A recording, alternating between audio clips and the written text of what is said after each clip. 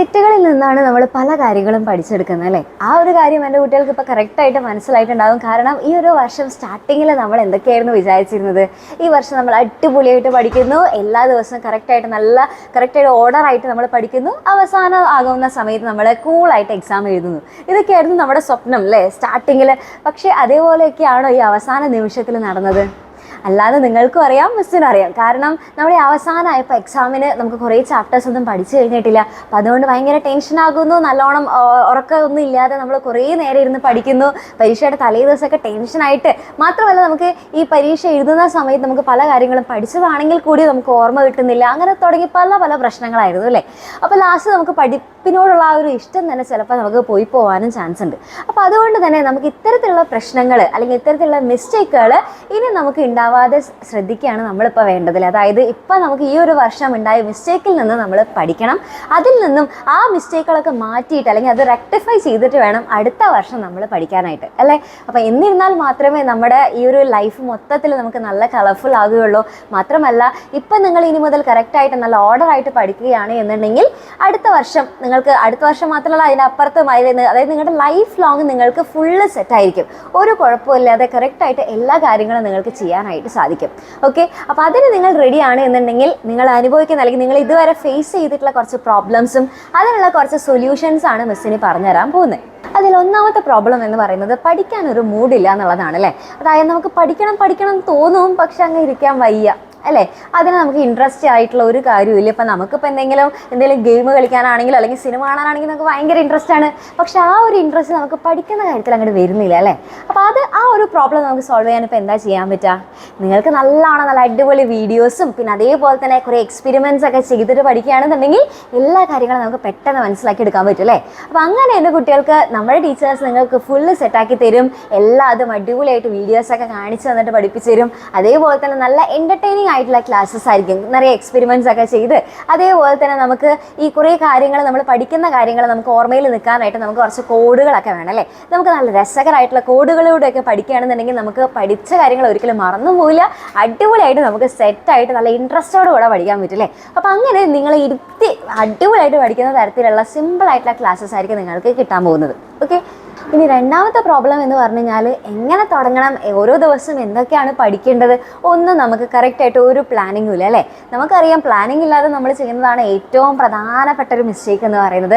കാരണം നമുക്ക് ഒരു പ്ലാനിങ് ഇല്ലാതെ എല്ലാതും നാളെ ആവട്ടെ എന്ന് വെച്ചിട്ട് അവസാനമാകുമ്പോൾ എല്ലാം കൂടെ ഭയങ്കര ഒരു ഭാരമാകും. നമുക്കൊന്നും പഠിച്ചു കഴിഞ്ഞാൽ എത്തില്ല അല്ലേ? പഠിച്ച് തീരില്ല. പഠിക്കണമെന്ന് അവസാനമാകുമ്പോൾ ആഗ്രഹമൊക്കെ വരും, പക്ഷെ എന്തിരുന്നിട്ടും കാര്യമില്ല, അവസാനമാകുമ്പോൾ എത്തില്ല അല്ലേ? അപ്പോൾ അതുകൊണ്ട് തന്നെ എന്ത് ചെയ്യണം? കറക്റ്റായിട്ടൊരു പ്രോപ്പറായിട്ടുള്ള ടൈം ടേബിൾ, അതായത് നമുക്ക് ഇങ്ങനെ കുറേ നേരം ഇരുന്ന് പഠിക്കുന്നു എന്നുള്ളൊരു തോന്നൽ വരുമ്പോഴല്ലേ നമുക്ക് പ്രശ്നമുള്ളൂ. അപ്പോൾ കുറേ നേരം ഇരുന്ന് പഠിക്കേണ്ട, ഓരോ ദിവസവും കുറേശ്ശെ ഒരു ടൈം എൻ്റെ കുട്ടികൾക്ക് മാറ്റി വയ്ക്കാൻ പറ്റുമല്ലോ. അപ്പോൾ അതിന് വേണ്ടിയിട്ട് നമ്മൾ തന്നെ നിങ്ങൾക്ക് വേണ്ടി, നിങ്ങൾ ഇനി കഷ്ടപ്പെട്ട് ടൈം ടേബിൾ ഒന്നും ഉണ്ടാക്കേണ്ട, നമ്മൾ തന്നെ നിങ്ങൾക്ക് ടൈം ടേബിളൊക്കെ പറഞ്ഞു തരും.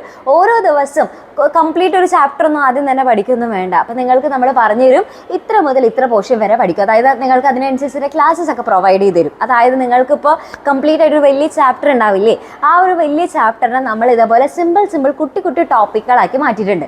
അപ്പോൾ നമുക്ക് ഓരോരോ ടോപ്പിക്സ് തരുമ്പോൾ നമുക്ക് ഭയങ്കര സന്തോഷമായിരിക്കും. ഓക്കെ, അപ്പോൾ അതുകൊണ്ട് തന്നെ നിങ്ങൾക്ക് ഏൽപ്പിച്ച് തരും ഓരോ ദിവസം കുറച്ച് കുട്ടി ടോപ്പിക്സ്. അതും നിങ്ങൾക്ക് അത്ര എന്ത് ടഫായിട്ടുള്ള ടോപ്പിക് ആണെന്നുണ്ടെങ്കിലും എൻ്റെ കുട്ടികൾക്ക് വളരെയധികം സിമ്പിളായിട്ട് മനസ്സിലാവുന്ന തരത്തിൽ നമ്മുടെ ടീച്ചേഴ്സ് കോഴ്സൊക്കെ പറഞ്ഞ് ഏറ്റവും സിമ്പിളായിട്ടൊരു കഥ കേൾക്കുന്ന പോലെ നിങ്ങൾക്ക് അടിപൊളിയായിട്ട് നിങ്ങൾക്ക് മനസ്സിലാക്കാൻ പറ്റും. ഓക്കെ, അപ്പോൾ അങ്ങനെ നിങ്ങൾക്ക് എന്ത് ചെയ്യാനായിട്ട് പറ്റും?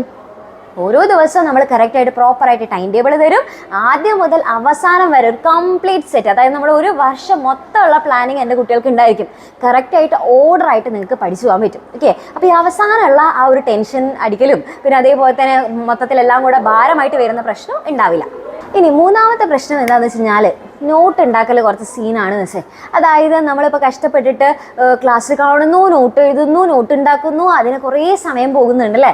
അപ്പോൾ നിങ്ങൾ എന്ത് ചെയ്യണം? അങ്ങനെ അധികം കുറേ സമയമൊന്നും നിങ്ങൾ അതിന് വേണ്ടിയിട്ട് കളയണ്ട.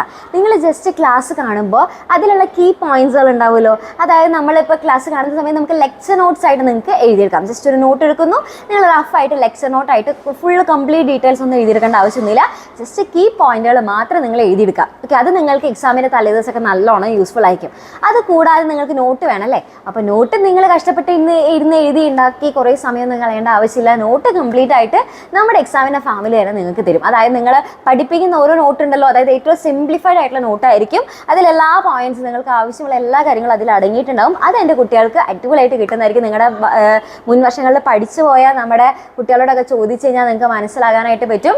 അതായത് അവർക്ക് നോക്കുകയാണെന്നുണ്ടെങ്കിൽ അവർ കൂടുതലായിട്ടും അടിപൊളിയായിട്ട് പഠിച്ച് നല്ല മാർക്കൊക്കെ വാങ്ങാനായിട്ട് ഹെൽപ്പ് ചെയ്തത് നമ്മുടെ നോട്ടുകളാണ്. ഓക്കെ, അപ്പോൾ ആ നോട്ടുകൾ എൻ്റെ കുട്ടികൾക്ക് നല്ലോണം ഹെൽപ്ഫുൾ ആയിരിക്കും. ഓക്കെ, പിന്നെ നിങ്ങൾ കഷ്ടപ്പെട്ട് നോട്ട് ഉണ്ടാക്കേണ്ട ആവശ്യമൊന്നും വരുന്നില്ല. ഓക്കെ, ഇനി അടുത്ത പ്രശ്നം എന്താണെന്ന് വെച്ച് കഴിഞ്ഞാൽ തിയറി ഓക്കെ കുഴപ്പമില്ല, നമ്മൾ അടിപൊളിയായിട്ട് പഠിക്കും. പക്ഷെ അത് മാത്രം പോരല്ലോ, നമുക്ക് എന്തും കൂടെ വേണം. അടിപൊളിയായിട്ട് നമുക്ക് എങ്ങനെ ക്വസ്റ്റ്യൻസ് മറിച്ചും തിരിച്ചൊക്കെ ചോദിച്ചു കഴിഞ്ഞാൽ നമുക്ക് അറിയണമല്ലേ. അപ്പോൾ അതിന് വേണ്ടിയിട്ട് ഇപ്പോൾ എന്താ ചെയ്യാൻ പറ്റുക? പലരും ഒരു പ്രോബ്ലമാണ്. കാരണം പഠിച്ചിട്ടുണ്ടാവും, പക്ഷേ ഞങ്ങൾ ആ ചാപ്റ്ററൊക്കെ പഠിച്ചതാണ്, പക്ഷെ ക്വസ്റ്റ്യൻ വരുമ്പോൾ അങ്ങനെ ആൻസർ ചെയ്യാൻ പറ്റുന്നില്ല. അതൊരു പ്രശ്നമാണല്ലേ. അപ്പോൾ അതിനിപ്പോൾ നമുക്കൊരു സൊല്യൂഷൻ വേണമല്ലോ. അപ്പോൾ അതിന് നമുക്ക് എന്തിപ്പോൾ ചെയ്യാൻ പറ്റുക? നിങ്ങളൊരു കാര്യം ചെയ്താൽ മതി. കംപ്ലീറ്റ് ആയിട്ട് ഇതുവരെയുള്ള എല്ലാ വർഷത്തെ ക്വസ്റ്റ്യൻസും, അതായത് കുറേ വർഷത്തെ ക്വസ്റ്റ്യൻസ് ഉണ്ടാവുമല്ലോ, ആ കംപ്ലീറ്റ് ക്വസ്റ്റ്യൻസ് എല്ലാം നിങ്ങൾ റെഫർ ചെയ്യുക. അടിപൊളിയായിട്ട് ആ ക്വസ്റ്റ്യൻസ് തന്നെ നിങ്ങൾക്ക് വീണ്ടും വീണ്ടും റിപ്പീറ്റ് ചെയ്ത് ചോദിക്കുന്നത് നിങ്ങൾക്ക് കാണാനായിട്ട് പറ്റും. ഓക്കെ, അപ്പോൾ നിങ്ങൾ വിചാരിക്കും അയ്യോ അതിനിപ്പോൾ കുറേ റെഫർ ചെയ്യേണ്ടേ, കഷ്ടപ്പെടേണ്ടേ എന്നൊക്കെ ആലോചിക്കുകയാണെങ്കിൽ വിഷമിക്കേണ്ട.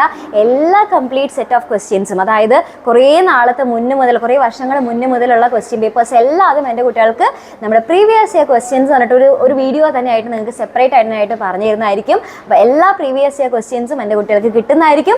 അപ്പോൾ ആരും അത് മിസ് ചെയ്യരുത്. അത് കറക്റ്റായിട്ട് കണ്ടു കഴിഞ്ഞ് കഴിഞ്ഞാൽ പിന്നെ നമുക്ക് എക്സാമിന് എങ്ങനെ മറിച്ചും തിരിച്ചൊക്കെ ക്വസ്റ്റ്യൻ ചോദിച്ചു കഴിഞ്ഞാൽ നമുക്ക് അടിപൊളിയായിട്ട് എഴുതാനായിട്ട് പറ്റും. ഓക്കെ, പിന്നെ അടുത്ത പ്രോബ്ലം എന്ന് പറയുന്നത് പഠിച്ച കാര്യങ്ങളൊക്കെ മറന്നു പോകുന്നു എന്നുള്ളതാണ് അല്ലേ.